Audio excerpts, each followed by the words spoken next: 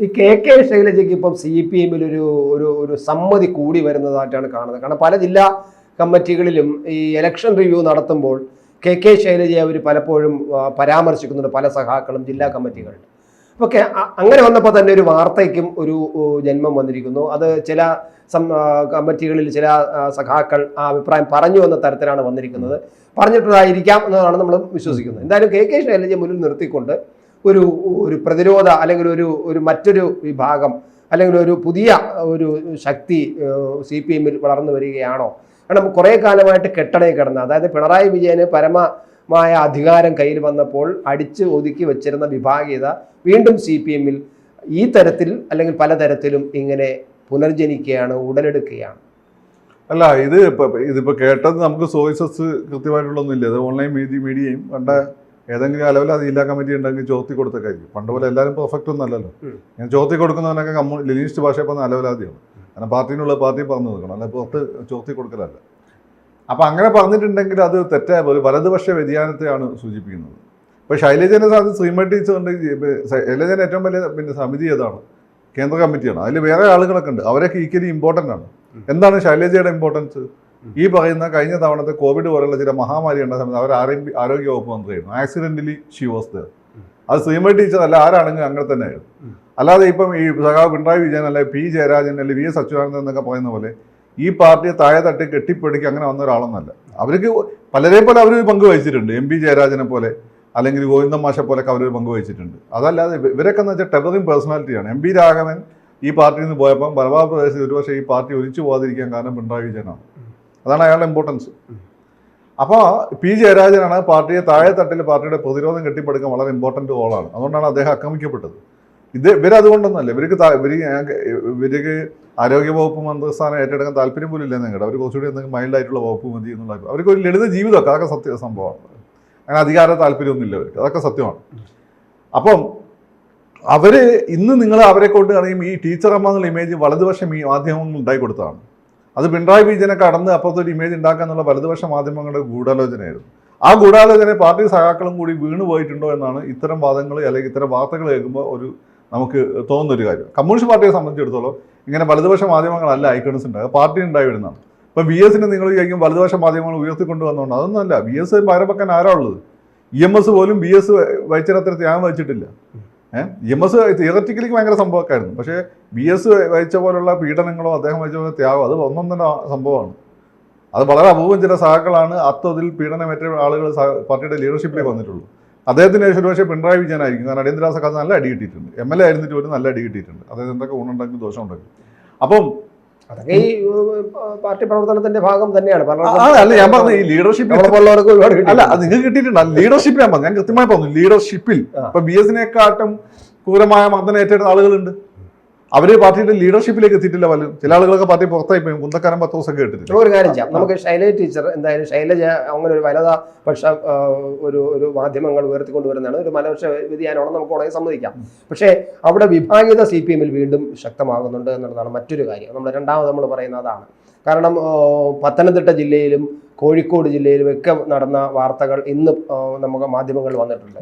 പത്തനംതിട്ട ജില്ലയിൽ വളരെ ശക്തമായിട്ട് രണ്ട് സെക്രട്ടറി അംഗങ്ങൾ തമ്മിലടിയായതുപോലും ഇന്ന് അവിടെ ചർച്ചയായിട്ടുണ്ട്. തോമസ് ഐസക്കിനെ വന്ന ആക്ഷേപങ്ങൾ ചർച്ചയായിട്ടുണ്ട്. അങ്ങനെ രാജു അബ്രഹാമിൻ്റെ പേരിൽ സ്വർണം വീട്ടിൽ വെച്ചിട്ടെന്തിന് നാട്ടിൽ നേടി നടപ്പൂന്ന് വന്നത് എല്ലാം ചർച്ചയായിട്ടുണ്ട്. അപ്പോൾ അതെല്ലാം വലിയൊരു വിഭാഗീയത വീണ്ടും ശക്തമാകുന്നതിൻ്റെ ഒരു കാരണം. പ്രത്യേകിച്ച് ആലപ്പുഴ തൊട്ടടുത്ത് കിടക്കുന്നുണ്ട്. ആലപ്പുഴയാണ് വിഭാഗീയതയുടെ ഇപ്പോൾ ഏറ്റവും വലിയ വിളനിലമായിട്ട് മാറിയിരിക്കുന്നത് കുറേ കാലമായിട്ട്. തെരഞ്ഞെടുപ്പിന് മുമ്പ് ശേഷവും അതിൻ്റെ തൊട്ടടുത്ത് ആലപ്പുഴയായിട്ട് ബന്ധപ്പെട്ട് കിടക്കുകയും ആലപ്പുഴയിലെ നേതാക്കന്മാരൊക്കെ സ്വാധീനമുള്ളതുമായ പത്തനംതിട്ടയിലാണ് വീണ്ടും ഇങ്ങനൊരു സംഭവം വന്നിരിക്കുന്നത്. അതെല്ലാം പാർട്ടിയിലെ എല്ലാ കാലാകാലങ്ങളിൽ നടന്ന ഉൾപാർട്ടി ചർച്ചകളുടെയും വിമർശനങ്ങളുടെയും ഭാഗമായിട്ട് വന്നതാണ്. ഓരോരോ തോൽവി ഉണ്ടാകുമ്പോൾ ജയം ഉണ്ടാകുമ്പോൾ പോലും ഇത്രമാത്രം വിമർശനങ്ങൾ പാർട്ടി ഉണ്ടാകും. ഞാൻ നിങ്ങൾ പറഞ്ഞത് ബംഗാളിൽ പാർട്ടി ഏറ്റവും വലിയ വിജയം നേടിയ സമയത്ത് ഉൾപാർട്ടി ചർച്ച ഏറ്റവും വലിയ വിമർശനം വന്നത് നമ്മളൊക്കെ ശക്തിയുള്ള മേഖലകളെ നമ്മളെ വോട്ട് 5% കുറഞ്ഞു. ഇപ്പം കേരളത്തിൽ നടക്കുന്ന ചർച്ചയാണ്. അത് വിഭാഗീയതായിരുന്നില്ല, അതൊരു ഉൾപാർട്ടി വിമർശനമായിരുന്നു. അത് സീരിയസ് ആയി എടുത്തിരുന്ന ഈ അവസ്ഥ വരില്ലായിരുന്നു. പക്ഷെ അന്ന് അത് സീരിയസ് ആയി എടുത്തിട്ടില്ല. ഇത്തരം ഉൾപാർട്ടി ചർച്ചകൾ നടക്കുന്നു എന്ന നല്ല കാര്യമാണ്. ഇപ്പം ഇടയ്ക്ക് കേട്ടിരുന്നത് പിണറായി പാർട്ടിയിൽ വിഭാഗീയത ശക്തിപ്പെട്ടതോടുകൂടി, പിണറായി VS 2 രൂപങ്ങളിൽ നിന്ന് വിഭാഗീയത ശക്തിപ്പെട്ടതോടുകൂടി ഉൾപാർട്ടി ചർച്ചകൾ SFI പോലും നടക്കുന്നില്ല എന്നുള്ളതാണ്. അങ്ങനെ ചർച്ചകൾ നടത്തി കഴിഞ്ഞാൽ ഏതെങ്കിലും ഗ്രൂപ്പിന്റെ ആളായി വ്യാഖ്യാനിക്കപ്പെടും, അല്ലെങ്കിൽ BS ഗ്രൂപ്പിന്റെ ആളായി വ്യാഖ്യാനിക്കപ്പെടും. അത് ഒഫീഷ്യൽ ലീഡർഷിപ്പിന്റെ കണ്ണിലെ കരടായി മാറാൻ കാരണമാകും. അതുകൊണ്ട് ഇത്തരം ചർച്ചകൾ നടക്കുന്നില്ല എന്ന് കേട്ടിരുന്നു.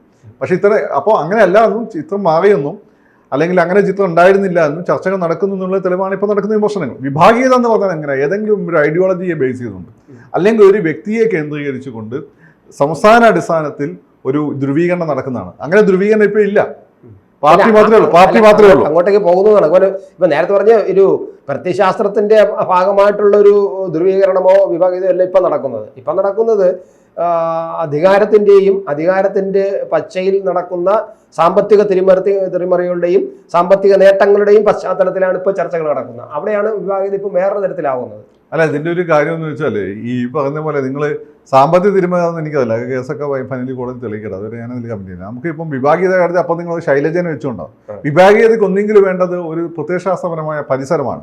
അങ്ങനെ പ്രത്യയശാസ്ത്ര പരിസരം ഇപ്പോൾ ഇല്ല. ഇപ്പം ഭൂഷ ജനാധിപത്യത്തിന്റെ ഭാഗമായി നിന്നുകൊണ്ട് എന്തെങ്കിലും കാര്യം ചെയ്യാൻ പറ്റുമോ ഈ പറയുന്ന അടിസ്ഥാന ജനവിഭാഗങ്ങൾക്ക്? അതിലുപരി നാടിന്റെ പുരോഗതിക്ക്, CPM-ന്റെ ഭാഷ പറഞ്ഞ വികസനത്തിന്, പുരോഗതി എന്ന് പറഞ്ഞാൽ ഇപ്പോൾ രാജീവ് ചന്ദ്രശേഖർ അതൊക്കെ എങ്ങനെ എടുത്തുകൊണ്ടിരിക്കും. അപ്പോൾ എന്നുള്ള കാര്യങ്ങളെ നടക്കുന്നുള്ളൂ. അപ്പം ഐഡിയോളജിക്കലായിട്ടുള്ള ഒരു പ്രത്യയശാസ്ത്ര പരിസരം, ഒരു പ്രത്യയശാസ്ത്ര പരിസരം അല്ലെങ്കിൽ ഐഡിയോളജിക്കൽ ബാക്ക്ഡ്രോപ്പ് ഇല്ല ഇപ്പോൾ ഉള്ള ചർച്ചകൾക്കൊന്നും.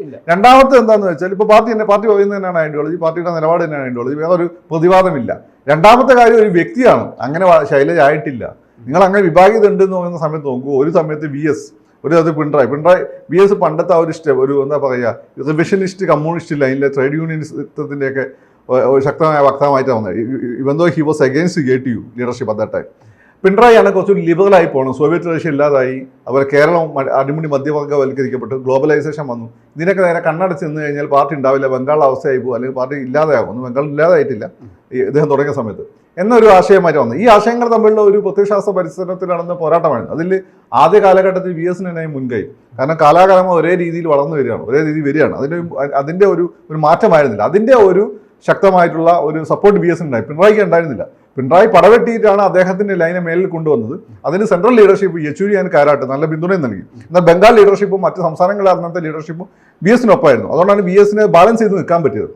ഇപ്പോഴത്തെ സംഭവം എന്ന് വെച്ചാൽ അങ്ങനെ ലീഡർ എമേർജ് ചെയ്ത് വന്നിട്ടില്ല. അങ്ങനെ ലീഡർ ഇനി ഈ പാർട്ടിയിൽ എമേർജ് ചെയ്ത് വരാൻ ശേഷിയുണ്ട്. പക്ഷെ അദ്ദേഹത്തിന് പ്രായമായി, അതായത് വയ്യായികളുടെ P ജയരാജൻ മാത്രമേ ഉള്ളൂ. ഒരു പ്രത്യയശാസ്ത്രപരമായിട്ടോ അല്ലെങ്കിൽ ഒരു ടെവറിംഗ് പേഴ്സണാലിറ്റി ആയിട്ടോ ഒരു വിഭാഗീയതയ്ക്ക് നേതൃത്വം കൊടുക്കാൻ. പിന്നെ P ജയരാജനെ കൃത്യമായിട്ട് അറിയുന്ന ഒരാളെന്ന രീതിയിൽ ഞാൻ പറയുന്നു, P ജയരാജൻ ഒരിക്കലും ഒരു വിഭാഗീയതയ്ക്ക് നേതൃത്വം കൊടുക്കില്ല. അദ്ദേഹം പാർട്ടിയുടെ ഒഫീഷ്യൽ ലീഡർഷിപ്പ് എന്താണോ പറയുന്നത് അത് മാത്രം അദ്ദേഹം ചെയ്യും. പക്ഷെ അവിടെ EP ജയരാജനും ഉണ്ട്. EP ജയരാജനെതിരായിട്ട് അതിശക്തമായ ഒരു വാദം ഉയർന്നിരിക്കുന്നു.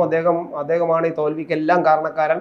അദ്ദേഹത്തിന്റെ ഇടപെടലുകൾ, അദ്ദേഹത്തിന്റെ പ്രഖ്യാപനങ്ങൾ, അദ്ദേഹം ഇലക്ഷൻ്റെ അന്ന് ഞാൻ ജാവദേക്കറെ കണ്ടു എന്ന് പറഞ്ഞത്, ഇങ്ങനെ തുടങ്ങി അദ്ദേഹം പറഞ്ഞ കാര്യങ്ങളെല്ലാം കോഴിക്കോട് കണ്ണൂർ പാർട്ടി സമ്മേളനത്തിൽ ജില്ലാ കമ്മിറ്റി പോലും ചർച്ച വന്നിരിക്കും. അല്ല, അത് മാത്രമല്ല, ഇവിടെ തിരുവനന്തപുരത്ത് ബെനറ്റിന് സീറ്റ് കൊടുത്ത സമയത്ത് CPI-യുടെ സീറ്റാ.